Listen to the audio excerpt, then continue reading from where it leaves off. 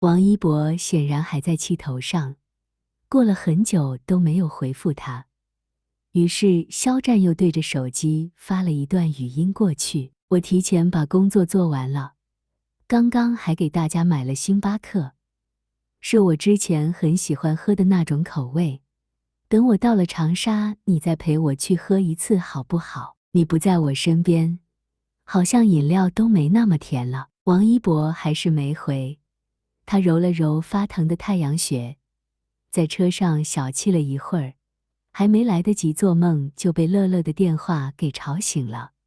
他接起来，第一句就问：一博怎么了？乐乐听出他的疲惫，连忙解释道：王老师没事，他就是让我问问你明天几点的飞机，我过去接你。肖战悬着的心放了下来，他就怕王一博又把自己给伤着了。之前一怒之下，王一博一个人跑到训练室练舞，不带护膝，硬是要把自己练到精疲力尽，没有精力去想不开心的事情了才罢休。一开始肖战以为他是在威胁自己，后来才明白这也是小朋友不怎么聪明的表达爱的方式。他知道他们二人聚少离多，所以更不希望自己对肖战发脾气，因此才用这种方法排解自己的情绪。但一次两次还行，可两个人一起过日子拌嘴本就是经常发生的事情，他长期这样，身上总是青一块紫一块的。肖战看着心疼。肖战和乐乐说了航班信息，又忙不迭地问到王一博今天的饮食。得知他今天只吃了一顿饭之后，眉头又皱了起来。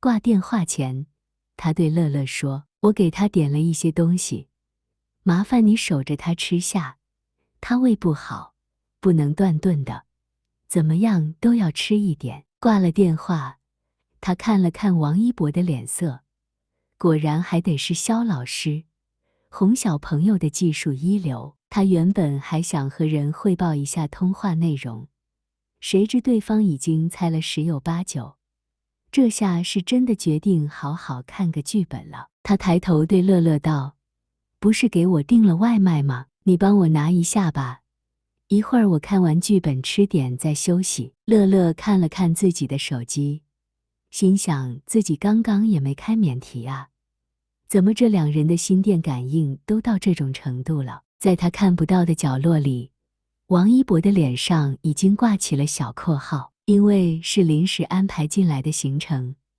所以肖战连科科都没带，自己一个人坐飞机到了长沙，就连身上的衣服也是自己平常的私服。一下飞机他就被热到，他走得急，就连王一博给买的小风扇都没带，头上的汗流了下来，把妆都给冲没了。乐乐在机场接到他的时候，看到的就是这样素面朝天的他，他连忙把人接上温度适宜的车上，见人一直在张望，连忙解释道：王老师被老板扣下来了，怕他出现后又把微博炸了。肖战笑了笑，没说话。他想起半个月前新浪搜楼的时候挂在微博上的热搜，莫名觉得有些好笑。杜华女士的担心不是没有道理的，如今不比从前，尤其是王一博的曝光度越来越高，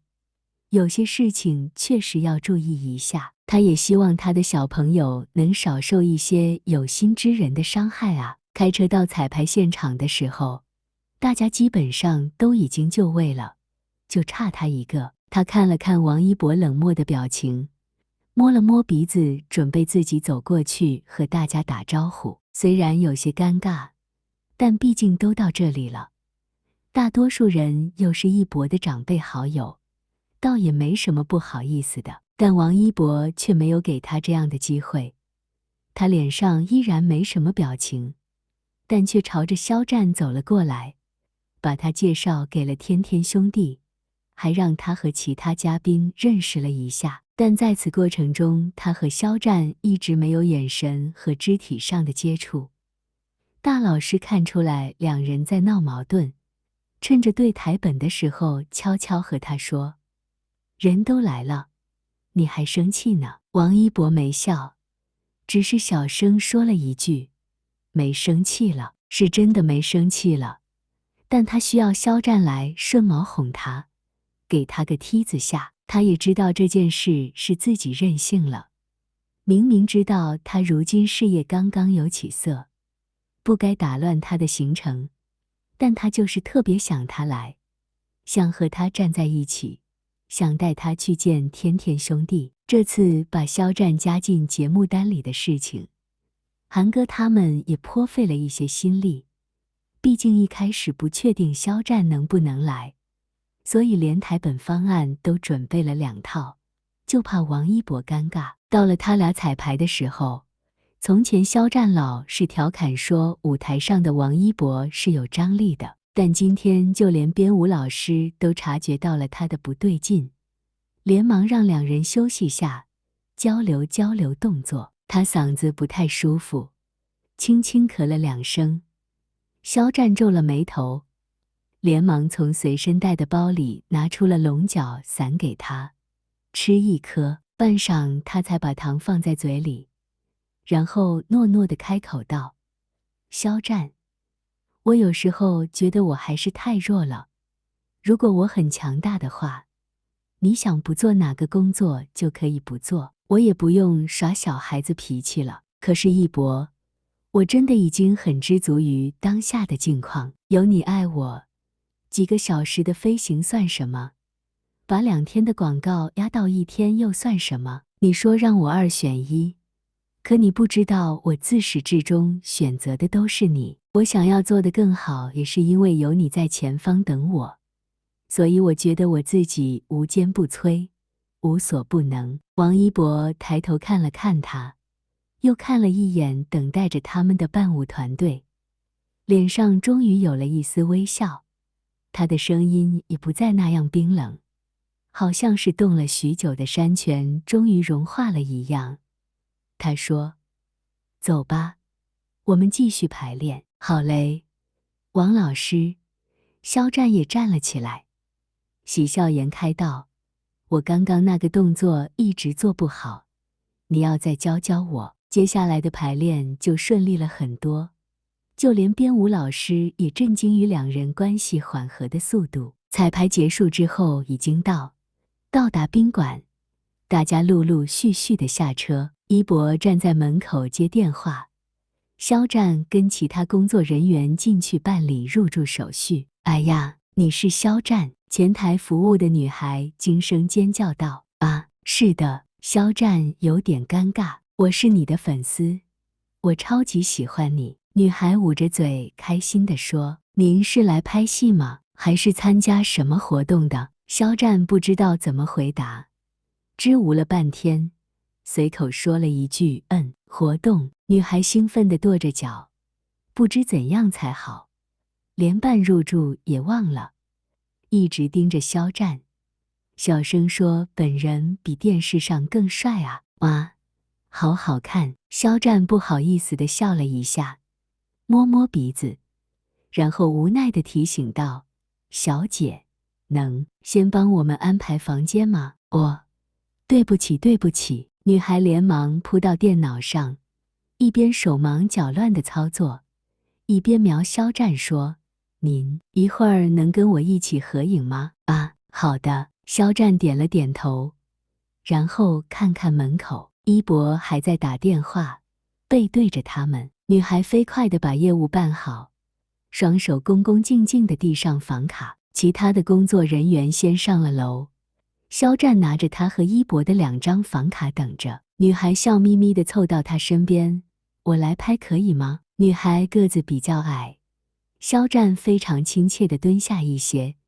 让女孩能顺利找到合适的角度。他们肩并肩照了2张，然后女孩热情大方地搂住肖战的腰说：“你能帮我拍1张吗？我胳膊太短了，拍得我脸好大。”嘿嘿。肖战被陌生人搂着有点不太自在，但嘴上依然热情地说：“好，可以。”然后肖战欠身接过手机，为了让女孩脸显得小一些，自己还故意往前站了一点。女孩特别开心，幸福地把头在肖战肩膀上轻轻靠了一下，然后俏皮地立刻跳开，深深地鞠了一躬，大声说：“谢谢您，我太高兴了，我会一直支持您的。”你吓死我了，怎么总跟幽灵似的？你什么时候进来的？肖战捂着心脏说。粉丝一博并没有回答他的问题，脸上冷若冰霜，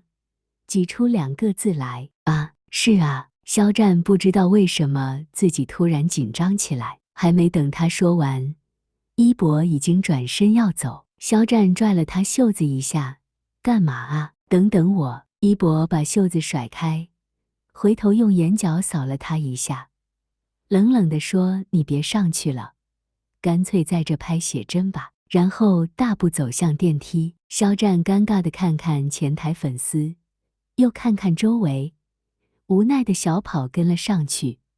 等他走到电梯口，一博的电梯已经上去了，没办法，只好等旁边的电梯下来。终于到了18楼，电梯门一开，一博正倚靠着墙站着，双手插着裤兜，阴沉着脸看着他。喂，你又生哪门子气啊？奇奇怪怪的。肖战还没出电梯门就开始嚷嚷。谁奇怪？一博把脸侧向一边，生气地说：女粉楼你都不知道拒绝吗？我为什么拒绝啊？再说她一个女生，怎么拒绝啊？肖战为难地说：这有什么不能拒绝的？很难吗？被他搂着你很开心是不是？一博转过来瞪着他：喂，你少放屁！就算我没拒绝他，你也不至于那么生气吧？你刚才录节目难道没有抱女学员吗？我抱她是因为我想安慰她，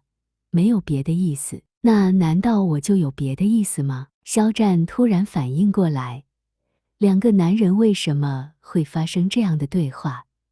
气氛越来越奇怪，他想赶紧结束战斗。哎，算了，给你房卡。一边说着，一边把一博的房卡递到他手上。一博接过房卡，在他后面跟着。肖战刚把自己的房门打开，一博就侧身像鱼一样先钻了进去。喂，你房间在对面，你进这边干嘛？肖战惊讶地问，但他感觉到自己的脸有点热。我怕半夜你的女粉偷偷进来，我替你看着点儿。一博边说边往浴室走，语气带着酸味儿。说云落泪了，风会吹干它。你问风叹息，又怎么安慰呢？我却笑笑不回答，说小姑娘别犯傻。哦，窗外天空晴朗。